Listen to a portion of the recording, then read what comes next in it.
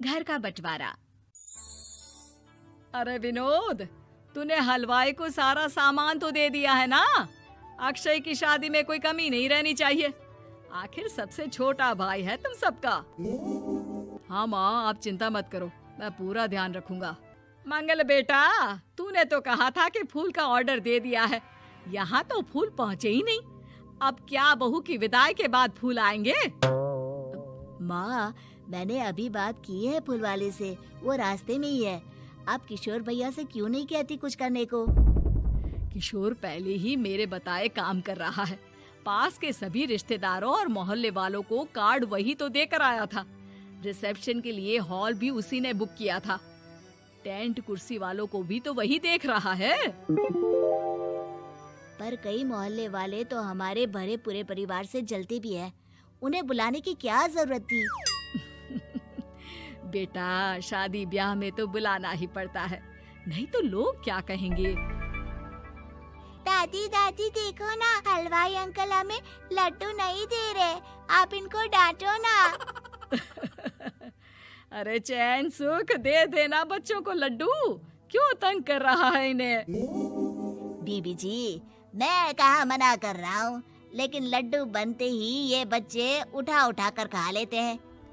अरे मैं तो इन्हें थाल में रख के परोस भी नहीं पा रहा। भागो, अब कोल्ड ड्रिंक पीने चलते हैं। भागो भागो, अब कोल्ड ड्रिंक पीने चलते हैं। जैसे कि आप देख रहे हैं, आज इस घर के सबसे छोटे बेटे अक्षय की शादी है। घर में बहुत चहल पहल है। कुलभूषण की बीवी कमला को फुर्सत ही नहीं है कामों से, लेकिन कुलभूषण और घर के बाकी लोग कहाँ हैं? आइए देखते हैं। अजी, आप यहाँ आराम से बैठकर गाने सुन रहे हो और घर में अभी तक इतने काम बचे हैं करने को। अरे भाई, मेरे सबसे छोटे बेटे की शादी है, इसके बाद तो मैं अब चिंता मुक्त हो ही जाऊंगा। और फिर घर में तुम हो, बेटे बहुएं हैं, तुम लोगों के होते हुए मैं क्यों काम करूं? मैं तो शान से बेटे की शादी में जाऊंगा तैयार होकर। अरे ठीक है, अब आप आराम ही कीजिए। एक बार अभिषेक की बीवी आ जाए, फिर मैं भी आराम करूंगी और मेरी चारों बहुएं पूरे घर की जिम्मेदारियां संभाल लेगी। इतना कहकर कमला वापस अपने काम में लग जाती है। बेटा भी, तू अब तक तैयार नहीं हुआ? किससे बात कर रहा है फोन पर? तैयार कैसे हूँ? सैलून जाने से तो आपने मना किया है, क्योंकि मुझे हल्दी लग चुकी है। भाभीयों को देखो, सुबह से पार्लर में है। अक्षय की शादी हो जाती है और नंदिता बहू बनकर घर आ जाती है, लेकिन इस घर की खुशियों को मानो किसी की नजर लग गई थी। नंदिता के आने के बाद आए दिन घर की शांति भंग होती रहती। अपने माँ बाप की इकलौती बेटी को इतने बड़े परिवार की जिम्मेदारियां कहाँ संभालनी थी। अभी देखो ना, मेरे हाथों की मेहंदी भी अभी नहीं उतरी है और तुम्हारी मम्मी ने मुझे घर के कामों में लगा दिया। मैंने सोचा था कि घर की सबसे छोटी बहू होने के कारण मुझे सब पलकों पर बिठा के रखेंगे, पर यहाँ तो पलक झपकने की भी फुर्सत नहीं मिलती। देखो नंदू, शादी के पहले ही मेरे घर वालों ने तुम्हें और तुम्हारे पेरेंट्स को बता दिया था कि मैं जॉइंट फैमिली में रहता हूँ, तो फिर अब ये शिकायत क्यों? और फिर तुमसे पहले मेरी भाभियाँ भी तो आई थी शादी करके, उन्होंने तो कभी कुछ नहीं कहा। नंदिता तब तो चुप हो जाती है, लेकिन ऐसा बहुत दिनों तक नहीं चलता।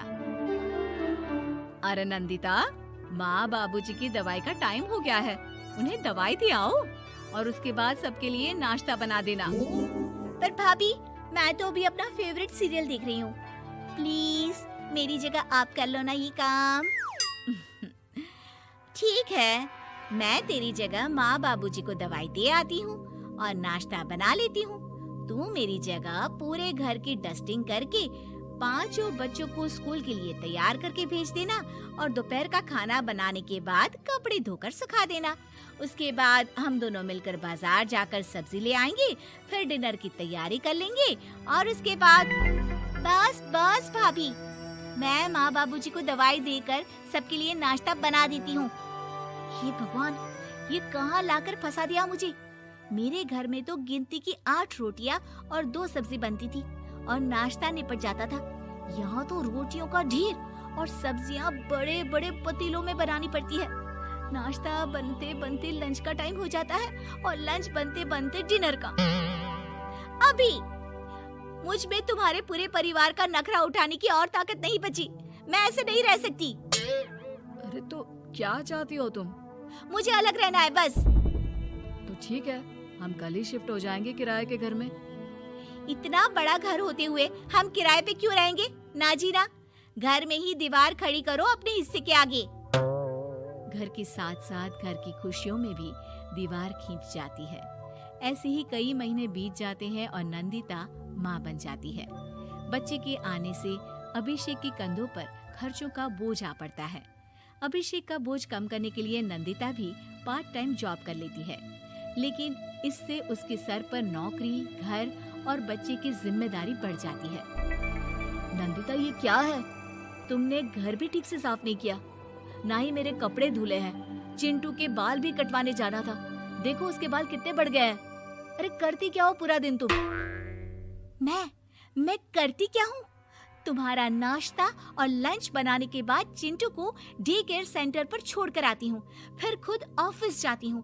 पूरा दिन काम करके आने के बाद बिना आराम किए बाजार से सब्जियाँ लेकर आती हूँ, घर आकर खाना बनाती हूँ, चिंटू को देखती हूँ और क्या करूँ मैं? तो किसने कहा था अपने सर पर इतने काम लेने को? मत जाओ ऑफिस। ऑफिस जाए बिना घर के खर्चे कहाँ से पूरे होंगे?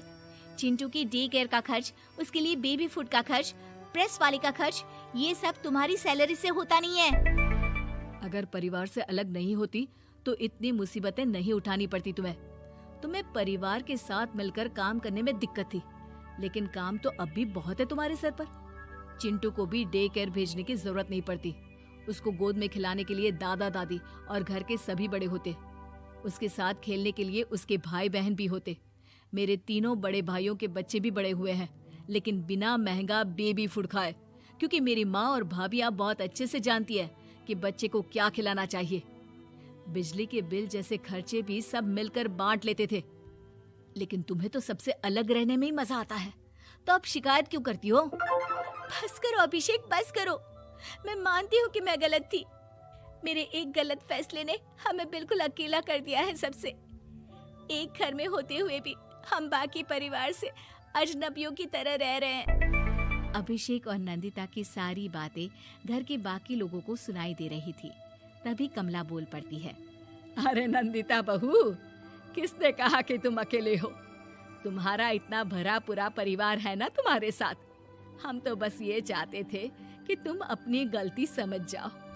अगर हम तुम्हें समझाते तो शायद तुम ना समझती, लेकिन अपनी गलती का एहसास तुम्हें खुद हो गया है, तो अब तुम समझ चुकी हो परिवार में एक साथ रहने का मोल क्या होता है। मम्मी जी, मुझे माफ कर दीजिए, अब ऐसा दोबारा कभी नहीं होगा। अरे माफी बाद में, पहले मेरा पोता जरा मेरी गोद में तो दे, और तू जाकर सबके लिए चाय बना ला। कृपया लाइक करें, सब्सक्राइब करें, शेयर करें, कमेंट करें।